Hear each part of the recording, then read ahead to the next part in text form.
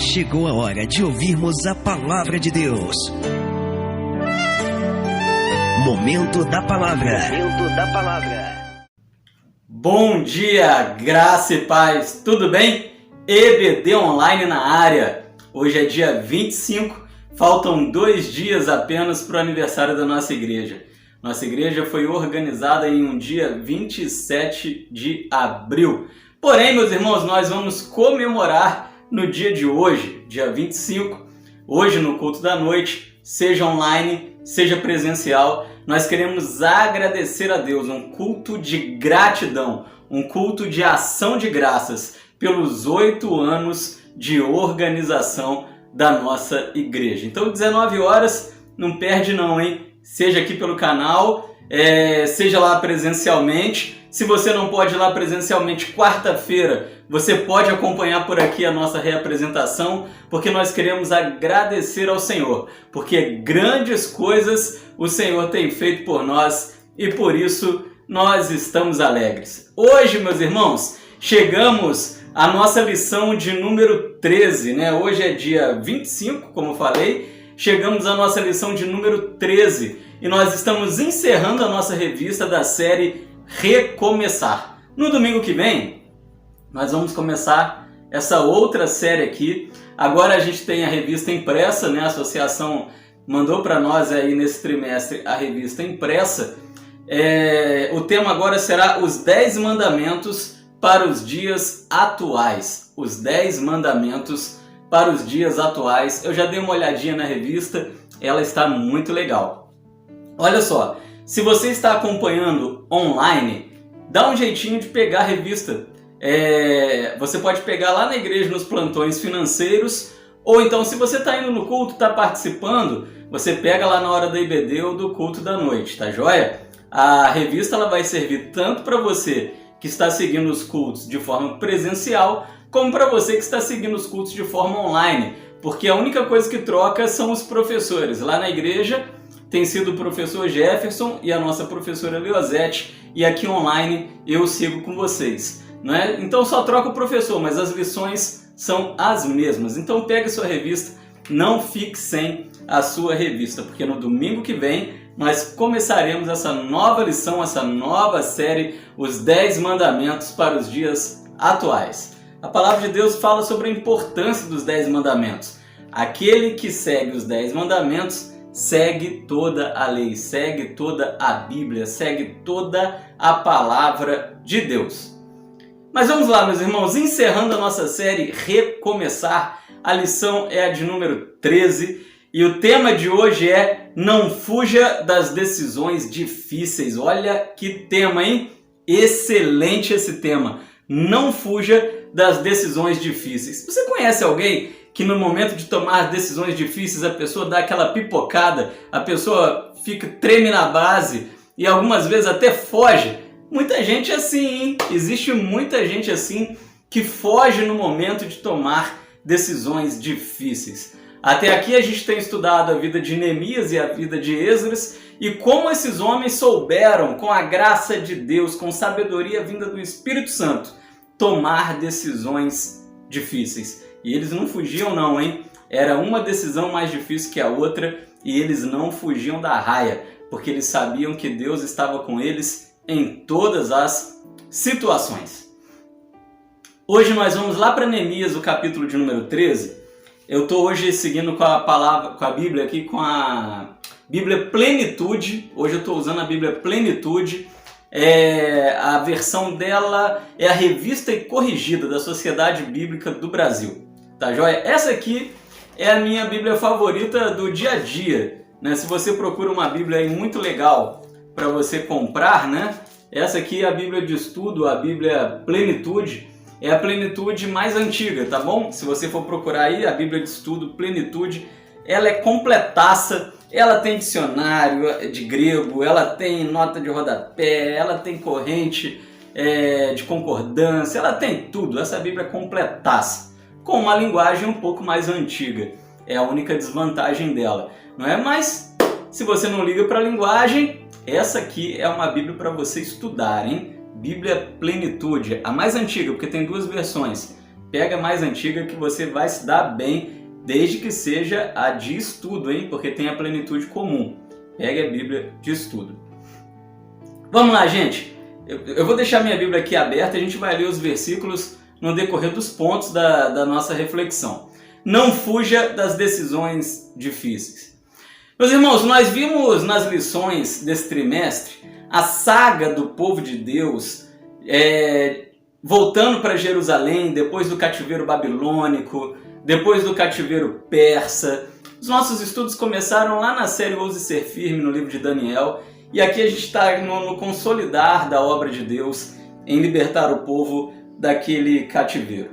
E depois de serem submetidos a uma terrível humilhação, sendo escravizados por 70 anos ali na corrupta Babilônia, foi aí que, meus irmãos, entrou em cena o gigante Neemias, né? 70 anos depois daquele cativeiro na Babilônia, Neemias ele entra em cena.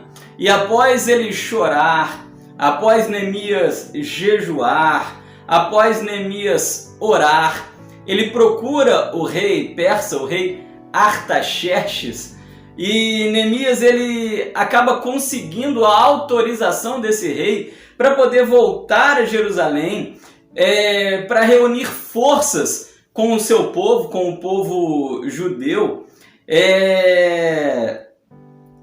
mesmo enfrentando situações extremamente difíceis, para conseguir então reconstruir, a princípio, as muralhas de Jerusalém, né? Porque você sabe que reconstruir as muralhas era algo simbólico, né? Era algo que tinha um grande significado para o povo, porque um povo escravizado, a primeira coisa que era derrubada eram as suas muralhas. Então reconstruir as muralhas novamente era o início da libertação daquela escravidão babilônica, medo-persa, né? Era um novo tempo, era um tempo bom de Deus que estava começando na vida daquela gente. Mas não foi fácil. Neemias, Esdras também, eles enfrentaram situações extremamente difíceis. Acontece, meus irmãos, que Neemias, ele vai para Jerusalém com a permissão do rei Artaxerxes, ele reconstrói os muros de Jerusalém, demora bastante, 12 anos ali naquela obra, construção, trabalhando muito. 12 anos depois, a cidade já sendo reconstruída, Neemias ele volta para a Pérsia para poder prestar contas ao rei Artaxerxes e também para lhe agradecer pela oportunidade que lhe tinha sido concedida por esse rei, né? A oportunidade de reorganizar o seu povo, de reconstruir as muralhas. E aí, meus irmãos, Neemias ele volta para a Pérsia, agradece o rei Artaxerxes, fica ali por um tempo, e depois disso, Neemias ele volta para Jerusalém. Só que quando Neemias ele chega em Jerusalém, ele encontra um cenário que o deixa extremamente triste, extremamente decepcionado. Ele encontra um cenário de degradação espiritual do seu povo. Neemias, como um homem de Deus, ele sabia que Deus certamente lhe cobraria se ele fizesse vista grossa, se ele deixasse o povo seguir da maneira que estava seguindo. Enquanto Neemias estava ali junto com o povo, reconstruindo as muralhas, o povo estava fiel, o povo estava com Deus, mas bastou Neemias voltar para a Pérsia para agradecer ao rei por ajudar a reconstruir as muralhas, que o povo se desviou do caminho. É isso que está acontecendo. E Neemias ele pensa assim, olha, a responsabilidade de levar esse povo a caminhar com Deus é minha responsabilidade. Senão Deus não me usaria para reconstruir essas muralhas. Ai de mim se não ajudar esse povo a voltar aos caminhos do Senhor.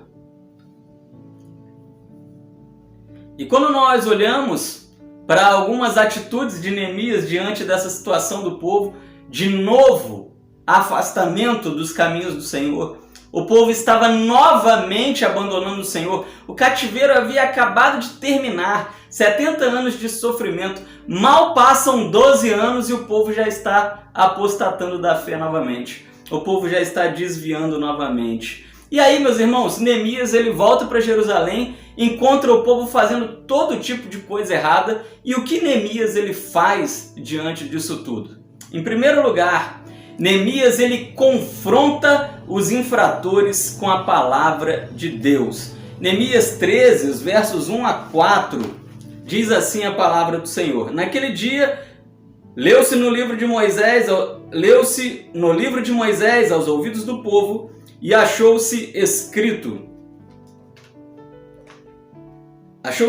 nele que os amonitas e os moabitas não entrassem jamais na congregação de Deus, porquanto não tinham saído ao encontro dos filhos de Israel com pão e água, antes assalariaram com eles Balaão para os amaldiçoar, ainda que o nosso Deus converteu a maldição em bênção.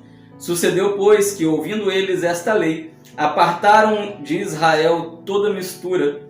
Ora, antes disso, Eliasibe, sacerdote, que presidia sobre a câmara da casa do nosso Deus, se tinha aparentado com Tobias. Meus irmãos, o povo ele foi levado por Esdras, o sacerdote, e também por Neemias, o governador, a relembrar da aliança que eles haviam feito com o Senhor. Esdras e Neemias, contudo, estavam observando a apostasia espiritual dessa gente. Pastor, o que é apostasia? É desviar, é o afastamento das coisas de Deus. Então Esdras e Neemias, eles fizeram o povo recordar o passado. Eles levaram o povo a recordar que Deus ele se opôs completamente a quem se propusesse a desobedecer os seus mandamentos. No passado, meus irmãos, Deus ele se opôs a quem se afastasse da sua palavra. E é bom que nós saibamos que ali começou então de fato a restauração do povo de Israel e de Judá.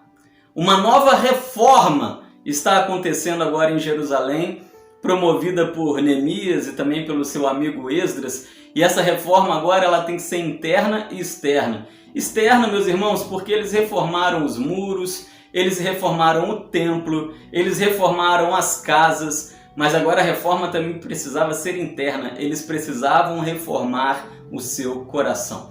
Isso é recomeçar.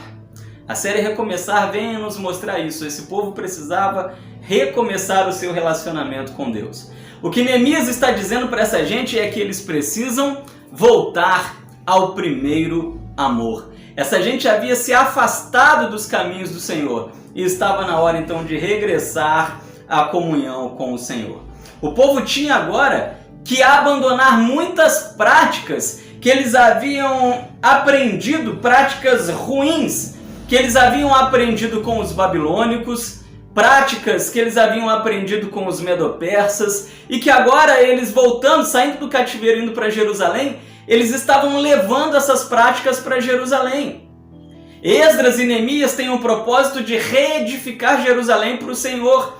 E como que Jerusalém seria reedificada se esses israelitas haviam aprendido toda forma de pecado na Babilônia e na Medo-Pérsia e agora estavam levando esses pecados para a sua própria terra? Estavam levando esses pecados para a Terra Santa, para a terra do Senhor. E é aí que Neemias ele vem confrontar esse povo com a palavra de Deus. Naquele dia, leu-se no livro de Moisés aos ouvidos do povo.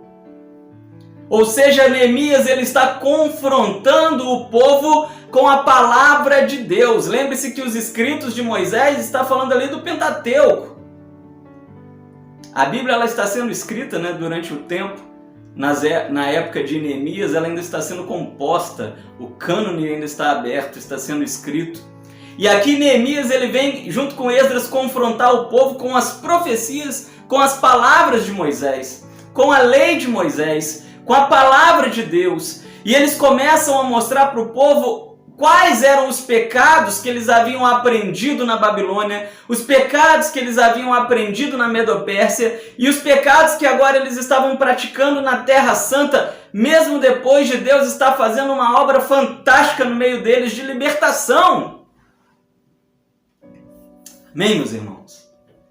Então Neemias confronta o povo com a palavra de Deus. Para a gente recomeçar algumas coisas na nossa vida, nós precisamos ser confrontados pela palavra. E eu pergunto para você nessa manhã, você já foi confrontado com a palavra de Deus?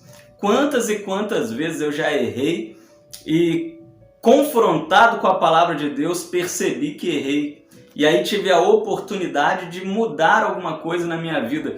E eu pergunto para você, quantas vezes você já foi confrontado com a palavra de Deus, identificou e reconheceu um erro espiritual seu e teve a oportunidade de se consertar? Eu tenho certeza que muitas vezes, e com o povo de Israel não estava sendo diferente, eles estão sendo confrontados com a palavra e o resultado só pode ser um: mudança de vida, mudança de mente, mudança para melhor. Então Neemias confronta essa gente com a palavra de Deus. Ao voltar para Jerusalém, ao encontrar aquele cenário de apostasia espiritual, Neemias confronta aquele povo com a palavra de Deus. Segundo, o que mais Neemias ele pôde fazer? Neemias ele confrontou o sumo sacerdote Eliasibe por dar guarida no santuário a um inimigo do povo de Deus. Nos versículos 4 a 8 nós vimos sobre isso. O texto fala sobre isso, diz assim: Ora, antes disso, Eliasibe, sacerdote, que presidia sobre a câmara da casa do nosso Deus, se tinha aparentado com Tobias. Lembre-se que nos versículos iniciais, eles estão lendo os textos de Moisés, onde falava para o povo não se unir em julgos desiguais. E fizeram ali uma câmara grande, onde dantes se metiam as ofertas de manjares, o incenso, os utensílios e os dízimos do grão, do mosto e do azeite, que se ordenaram para os levitas e cantores e porteiros, como também a oferta alçada para os sacerdotes. Mas durante tudo isso não estava eu em Jerusalém, porque no ano 32 de Artaxerxes, rei da Babilônia, vim eu ter com o rei, mas ao cabo de alguns dias tornei a alcançar a licença do rei. E vim a Jerusalém e compreendi o mal que Eliasibe fizera para beneficiar a Tobias, fazendo-lhe uma câmara nos pátios da casa de Deus, o que muito me desagradou, de sorte que lancei todos os móveis da casa de Tobias fora da câmara. O que estava acontecendo, meus irmãos? O templo é um lugar santíssimo, o templo é um lugar para sacerdotes, o templo é um lugar para levitas, o templo é um lugar de santidade absoluta. Talvez seja muito difícil compreender isso nos dias atuais, porque muita gente não tem mais respeito pelo templo, entende? E nós precisamos ter respeito pelo templo, pois o templo é um lugar santíssimo. E a palavra de Deus proibia que quem não fosse sacerdote, que quem não fosse levita estivesse no templo. Isso desde lá do tabernáculo. E agora no templo isso continua sendo proibido. Só que o sacerdote Eliasibe, o que ele faz? Ele se casa, se une em julgo desigual, algo que Deus proibia, e não bastando isso, ele pega e prepara ali um quartinho dentro do templo para o seu sogro, alguém que era um pagão, não é? Isso desagradou tremendamente Neemias. E Neemias agora ele confronta a liderança. Entenda isso, Eliasibe é liderança espiritual dessa gente, é sacerdote dessa gente, é pastor dessa gente. E Neemias ele foi muito firme com Eliasibe pelo duplo erro cometido. Primeiro, ao se aparentar com o ímpio Tobias, se casando com a sua filha. Segundo, ao levar Tobias para morar no templo, profanando o templo sagrado. E aí o que Neemias faz? Ele joga os móveis de Tobias fora, ele faz uma limpeza no templo. Lembra muito a atitude de Jesus ao ver aqueles cambistas dentro do templo. Ele limpa o templo porque o templo é um lugar de santidade. Neemias, meus irmãos, ele cortou vínculos dentro da igreja com coisas que Deus reprovava. Essa atitude de Eliasibe de trazer Tobias para o tabernáculo, para o templo, para morar ali no templo, simboliza e significa trazer o mundo para dentro da igreja. É isso. Ele está trazendo um pagão para viver dentro de um lugar santíssimo. É o mesmo hoje que trazer o mundo para dentro da igreja. E quantas vezes a igreja está fazendo isso hoje? Quantas vezes estamos caminhando no caminho de Eliasibe? Estamos trazendo o mundo para dentro da igreja. Isso é extremamente perigoso. Meus irmãos, só que aqui nós estamos falando de liderança. O erro não é do povo, não. O povo também estava se unindo em julgos desiguais. Mas por quê? Porque eles tinham um mau exemplo da sua liderança. E se os líderes eles não levavam Deus a sério, como a congregação levaria? Isso se aplica aos dias de hoje. Cada dia mais, quantos e quantos pastores estão escandalizando aí no mundo por causa de muitas atitudes suas. E quando um pastor, quando um líder espiritual, ele não leva Deus a sério, a congregação também não leva. E é isso que está acontecendo aqui. Neemias, ele tem um olho de águia, ele tem um olhar cirúrgico sobre toda aquela situação que Jerusalém estava vivendo. E ele entende, ele fala, olha, como que Jerusalém não vai apostatar da fé se nem a sua liderança leva Deus a sério? Então Neemias, ele começa confrontando a liderança.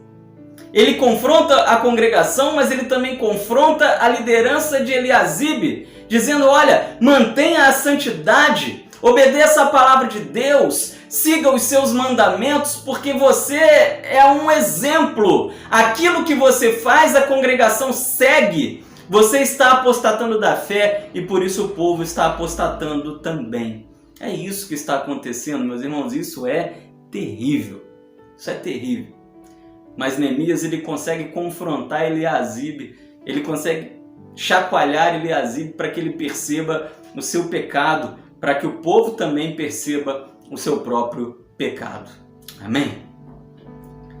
Então Neemias, ele confronta, ao encontrar o povo em pecado, a congregação em pecado, ele confronta os infratores com a palavra de Deus, mas em segundo lugar, ele confronta a liderança também, os pastores também, os sacerdotes também, com a palavra de Deus.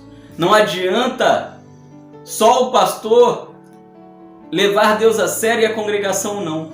Por outro lado, também não adianta só a congregação levar Deus a sério e os pastores não. É um trabalho conjunto, meus irmãos, é uma vida conjunta, é um relacionamento conjunto. Pastor e igreja e pastor devem buscar a santidade juntos, caminhando junto debaixo da palavra de Deus. Somente assim nós iremos viver um grande avivamento espiritual no nosso meio.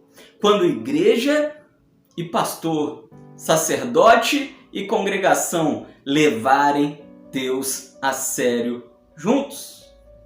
Terceiro, o que mais Neemias ele faz ao voltar para Jerusalém e ao encontrar o povo apostatando da fé, se desviando dos caminhos do Senhor? Após confrontar o povo e confrontar o seu sacerdote, ele parte para a restauração da adoração. Versículos 9 ao 22, meus irmãos, é um texto muito grande para nós lermos, mas Neemias ele começa a trabalhar com aquela gente. Leia aí na sua casa os versículos 9 a 22. Neemias ele começa a trabalhar com aquela gente para eles voltarem à adoração. Em virtude do que estava acontecendo com a liderança espiritual daquela gente e com aquela gente, com a liderança daquela congregação e com aquela congregação, o povo passara a prestar ao Senhor uma adoração desleixada. Olha só,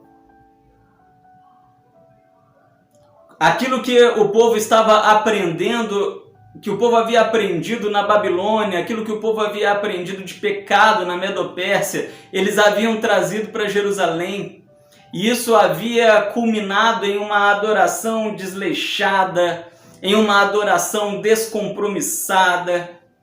O povo não tinha mais compromisso com a obra de Deus, o povo estava omisso ao Senhor. O povo havia se tornado um povo secularizado. Um povo secularizado. E esse fato, meus irmãos, aborreceu profundamente Neemias, Se tornar um povo secularizado significa trazer o mundo para dentro da igreja. Como eu disse para vocês há uns dias atrás, quem está escrevendo essas lições da série Recomeçar, cada lição é um pastor diferente. O pastor que escreveu essa lição aqui é amigo nosso, pastor Geraldo Jeremias, grande amigo aí do seu Ronaldo, do meu sogro, e amigo nosso também aqui da Associação Batista do Fluminense. Ele é pastor ali em Macaé, e ele trouxe com muita maestria, meus irmãos, com muita sabedoria essa palavra. O que Neemias encontra ao voltar para Jerusalém é uma igreja secularizada, é uma igreja que trouxe o mundo para dentro da igreja, e com isso desleixou na adoração, relaxou no compromisso com o Senhor. Era um cenário muito parecido com o cenário mundial que nós temos visto nos dias de hoje. E esse fato aborreceu profundamente Neemias, porque adorar a Deus é uma missão nossa, meus irmãos, é um propósito nosso, é o maior propósito do povo de Deus. Nós precisamos ser adoradores por excelência. E o que Neemias faz então? Neemias ele começou a levar o povo a perceber a natureza da sua apostasia. Neemias começou a levar o povo a entender a natureza do seu pecado, mas é muito engraçado a maneira como Neemias ele faz isso, meus irmãos. Claro que hoje em dia a gente não faz assim, não é?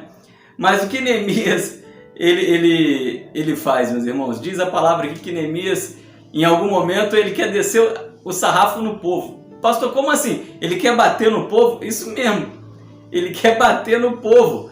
Ele fica tão chocado com aquela atitude do povo de desobediência, de abandono do Senhor, que ele quer bater no povo como um pai. Mas depois eu explico isso melhor. Primeiro vamos voltar aqui para a lição. Neemias ele volta para Jerusalém e encontra uma igreja desviada, uma igreja secularizada. E quais eram as características de uma igreja desviada? Presta atenção nisso, porque isso dá um outro sermão. Quais eram as características de uma igreja desviada? A primeira característica, o povo parou de ser dizimista. Versículo de número 10 de Neemias, capítulo 13. Também entendi que o quião dos levitas se lhes não dava, de maneira que os levitas e os cantores que faziam a obra tinham fugido cada um para a sua terra. O dízimo era dado para o sustento da casa de Deus, né? E sem o sustento, os levitas, os sacerdotes, eles estavam abandonando o templo, porque eles precisavam viver, precisavam comer. Como que eles iriam servir ao Senhor se o Senhor exigia deles que eles vivessem apenas das ofertas? Não é verdade? A primeira característica de uma igreja desviada que Neemias encontra é que eles deixam de ser dizimistas. Como se entregar o dízimo fosse algo meramente opcional, meus irmãos. O dízimo ele é uma obrigação cristã. O dízimo ele é uma responsabilidade cristã. Malaquias, ele vive no mesmo tempo de Neemias e ele é o profeta, né? O profeta que mais fala sobre a importância dos dízimos, e ele fala em certo momento que o povo está roubando os dízimos do Senhor, ele chama o povo de ladrão.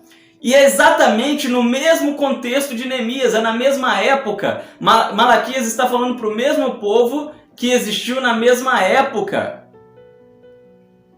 Para você ver que Neemias ele encontra uma igreja realmente desviada daquilo que Deus havia preparado para a igreja. Desviado da lei, desviado da palavra.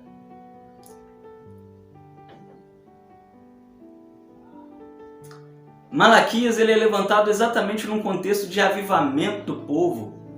E o avivamento daquela gente ele começa, meus irmãos, como um sinal na restauração dos dízimos ao Senhor.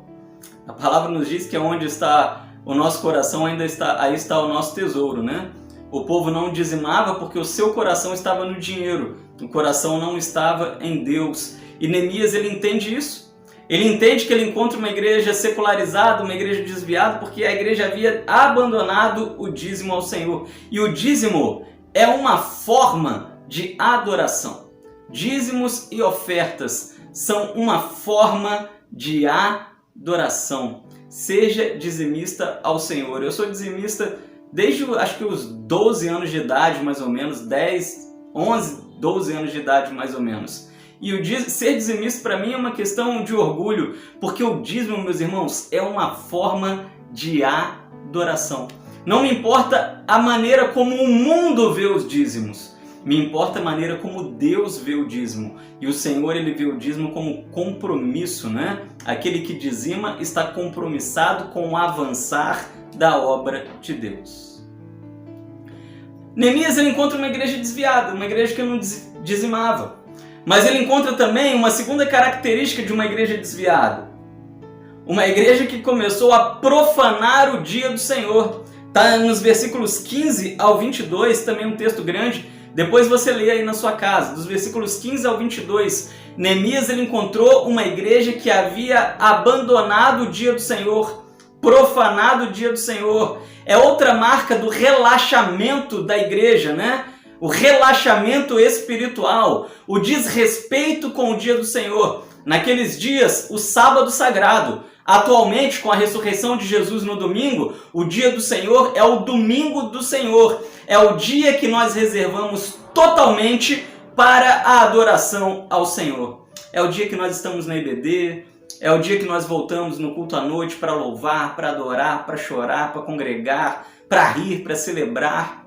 O domingo é do Senhor. Segunda, terça, quarta, quinta, sexta, sábado é meu, é seu, mas o domingo é do Senhor. Aquela gente estava roubando o que pertencia a Deus. Primeiro estavam roubando os dízimos, agora estavam roubando o dia do Senhor. Eles não estavam reservando um dia na semana para o Senhor. Esse é outra marca de uma igreja desviada, uma igreja que não reserva o dia do Senhor. Neemias, ele fica assustado com aquilo que ele encontra. Mas essa igreja desviada, ela tinha uma terceira característica. Aquela igreja estava se envolvendo com o mundo. Como? Naquele tempo, havia um envolvimento dos filhos da luz com as filhas das trevas. Os versículos 23 e 24 é o exemplo de Eliasibe. Deus havia proibido o julgo desigual, mas Eliasibe, o sacerdote, ele casou em julgo desigual, ainda trouxe o sogro, que era pagão, para dentro do templo. A congregação ia fazer o quê, meus irmãos? As palavras, elas marcam, mas o exemplo arrasta. Se o líder, ele profana algo que é sagrado, a congregação vai atrás, a congregação vai junto. Versículos 23 e 24. Vi também naqueles dias judeus que tinham casado com mulheres asdoditas, amonitas e moabitas. E seus filhos falavam meio asdodita e não podiam falar judaico, senão segundo a língua de cada povo. Meus irmãos, o Senhor, ele já havia alertado que os hebreus, eles não deveriam constituir matrimônio com mulheres pagãs ou com homens pagãos, exatamente para que eles não contaminassem a adoração ao Senhor. Pastor, isso é um absurdo. Eu posso muito bem me unir em julgo desigual. Eu sou crente, mas eu posso me casar com católico, eu posso me casar com espírita, eu posso me casar com testemunho de Jeová, eu posso me casar com muçulmano, eu posso me casar com ateu, que isso não dá nada não. Isso não vai afetar a minha vida espiritual em nada. Não. Não. Será que você se acha mais sábio ou mais sábia que Salomão? Salomão, ele foi o homem mais sábio da história da humanidade. E esse homem caiu da fé. Esse homem apostatou da fé. Exato, um homem que ouvia literalmente a voz de Deus. Um homem agraciado com uma sabedoria espiritual muito grande. Mas ele apostatou da fé porque se uniu em julgo desigual. Por causa das suas mulheres pagãs, ele permitiu ídolos dentro da sua casa. Isso desagradou tremendamente ao Senhor. A palavra de Deus não fala do final da vida de Salomão. Nós não sabemos se ele se arrependeu, se ele voltou para os caminhos do Senhor, ou se ele morreu apóstata, né? Nós não sabemos. Mas o fato é, não se ache mais sábio ou mais sábia que Salomão. Cuidado com o jugo desigual, porque em algum momento nós acabamos cedendo e nos afastando da palavra do Senhor. Neemias ele volta, ele encontra o exemplo de Eliasibe, e ele vê que o exemplo de Eliasibe influencia todo o povo, e esse povo também estava unido em julgos desiguais. E Neemias ele fica assustado. Esse povo havia ficado 70 anos no cativeiro babilônico por causa de coisas assim. Pouco tempo havia passado, 12 anos apenas, Deus havia feito um milagre que para aquela época, meus irmãos, para o sistema militar escravista daquela época, essa questão do povo voltar para Jerusalém era um milagre inimaginável, ainda mais com a permissão e ajuda do rei Artaxerxes. Era um milagre tremendo, era algo que somente Deus podia proporcionar, e esse povo já estava caindo no mesmo erro novamente. E aí eu quero concluir voltando um pouquinho no spoiler que eu dei lá atrás, né, na dica que eu dei lá atrás. O que Neemias ele faz então, meus irmãos? Neemias, ele derrama a sua ira santa. Está lá nos versículos 25 a 31. Leia aí na sua casa também os versículos 25 a 31. Neemias ele quer dar uma coça naquela gente. Quando ele volta para Jerusalém e ele vê o nível de apostasia espiritual. Sabe o que Neemias me lembra? Neemias me lembra Moisés subindo o monte para receber as tábuas com os 10 mandamentos. E quando ele volta para o arraial israelita, o povo havia apostatado da fé. A mesma coisa Neemias viveu. Foi pouco tempo. Ele foi na Pérsia e voltou, o povo havia apostatado de um modo terrível. E quando tudo ia mal, meus irmãos, quando a santidade ela foi ultrajada por aquela gente, Neemias ele derrama uma ira, uma fúria santa sobre aquele povo. Neemias ele dá um sacode naquela gente, ele quer dar uma coça naquela gente.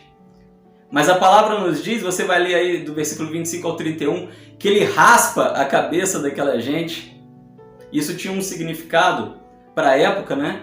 Pastor, mas Neemias é muito violento. Calma, né? A gente precisa entender que primeiro que a história é outra. A história é outra. Pastor, se eu me desviar, você vai raspar a minha cabeça?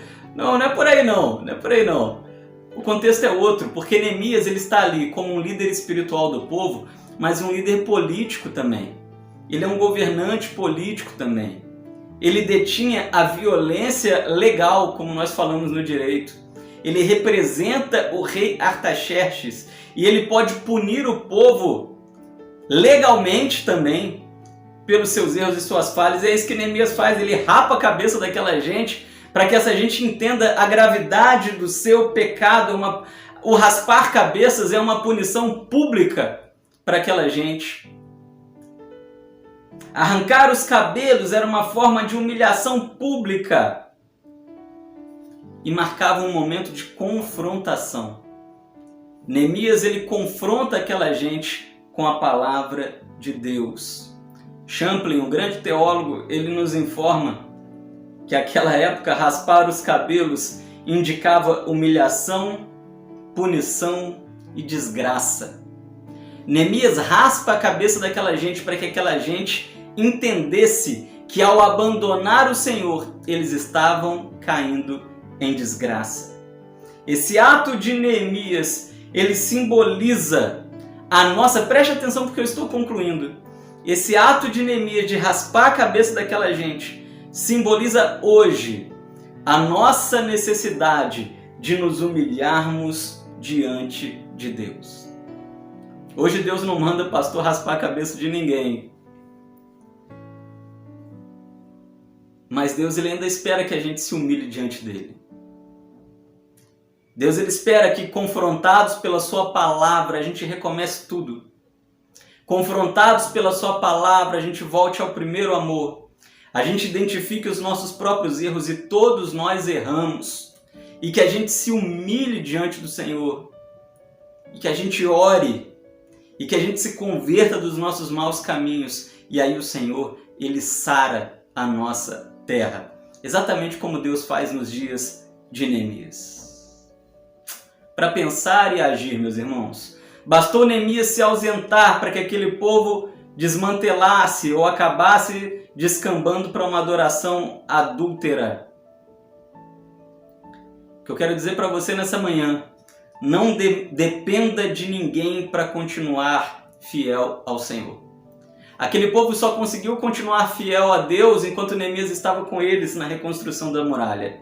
Aí eles reconstruíam os muros, aí eles tinham espadas em uma mão, ferramentas em outra, oravam. Mas bastou Neemias dar um pulinho na Pérsia que eles se desviaram. Eles só eram fiéis a Deus enquanto Neemias estava com ele. Tem muita gente assim, hein? Muita gente que depende de pastor, que depende de marido, que depende de esposa, que depende de filho, de neto, de mãe, de pai, para ser fiel ao Senhor. Seja fiel ao Senhor, independente de ninguém, de qualquer pessoa, porque a salvação é algo individual. Quando o povo parou de adorar a Deus, o primeiro pecado que aconteceu foi a retenção dos dízimos e ofertas, e depois vieram com a profanação do dia do Senhor, casamentos mistos e etc. Oremos para que o Senhor não permita que o diabo roube o nosso prazer de adorá-lo. Quando o povo se desvia, a adoração enfraquece. O tempo que nós vivemos agora, meus irmãos, é um tempo de grande crise, um tempo de muitos problemas. É um tempo que exige o fortalecimento da nossa adoração. Precisamos ser adoradores melhores. E por fim, para acabar, certo pensador ele disse: Deus, quero amar tudo que o Senhor ama e quero detestar tudo que o Senhor detesta. E daí, meus irmãos, isso aqui explica a ira santa de Neemias, né? A sua revolta contra o pecado do povo, mas que a gente possa trazer isso para a nossa vida também.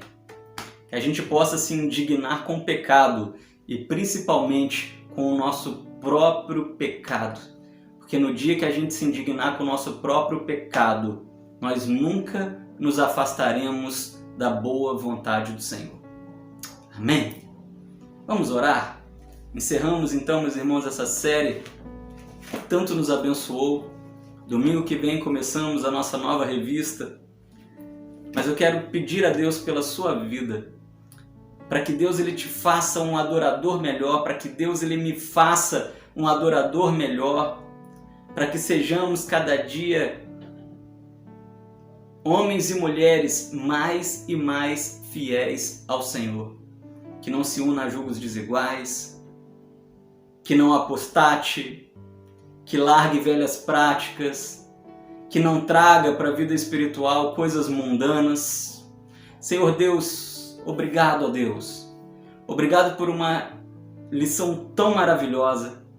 Abençoe, ó Pai, a vida de cada um dos pastores que contribuíram para a escrita dessa revista, que nos abençoou nesse trimestre. 3 meses de tanta confrontação espiritual, ó Pai. Que saiamos dessa série melhores, que saiamos dessa série melhorados para o Senhor. Eu te agradeço, ó Pai, por cada vida que está ouvindo essa palavra aqui nessa manhã. Eu te agradeço por cada vida, ó Pai, que está tendo um encontro com a sua palavra. Eu te agradeço por cada pessoa que reserva um momento nesse domingo para meditar na sua palavra. Faça uma obra no nosso meio, uma obra de avivamento. É o que nós te pedimos, ó Pai. Que nós possamos ter o mesmo espírito de Neemias, que se indigna com o pecado e que procura caminhar em santidade, ó Deus. Louvado seja o nome do Senhor. Ao Senhor honra, glória e louvor, em nome de Jesus. Amém. Amém, meus irmãos? Daqui a pouquinho nós estamos juntos novamente com o nosso culto de aniversário, 8 anos de organização da nossa igreja. Grandes coisas fez o Senhor por nós e por isso estamos alegres. Beijo no coração, já já nós estamos juntos novamente.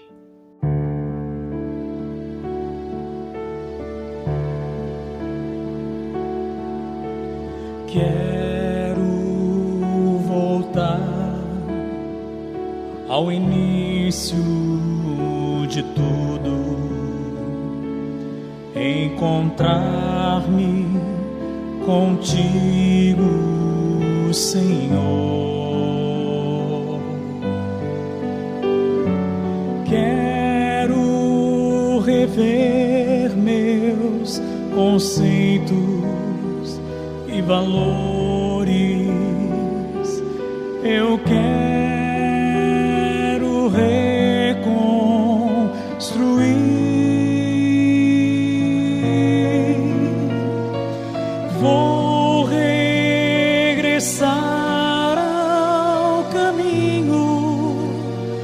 vou ver as primeiras obras, Senhor.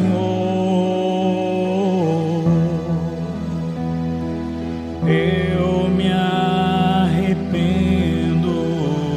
Senhor.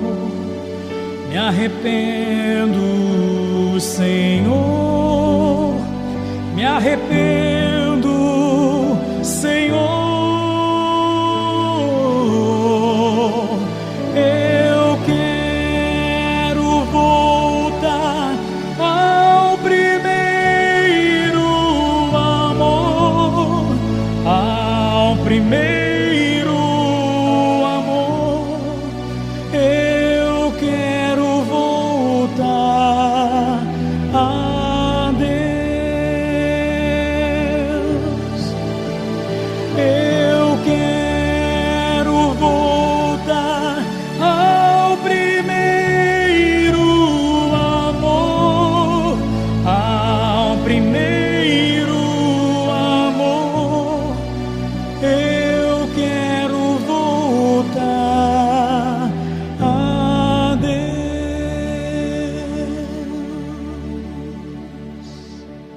Quero voltar ao início de tudo,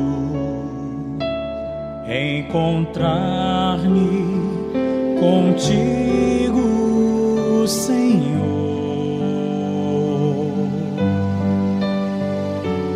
Quero rever meus conceitos e valores. Eu quero reconstruir.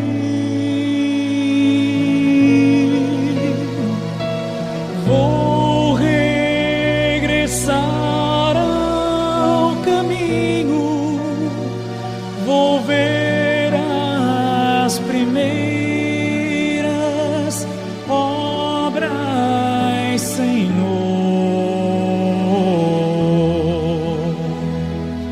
Eu me arrependo, Senhor. Me arrependo, Senhor. Me arrependo, Senhor. Eu quero voltar ao primeiro amor, ao primeiro amor. Eu quero voltar a Deus. Eu quero voltar ao primeiro amor, ao primeiro amor. Eu quero voltar a Deus.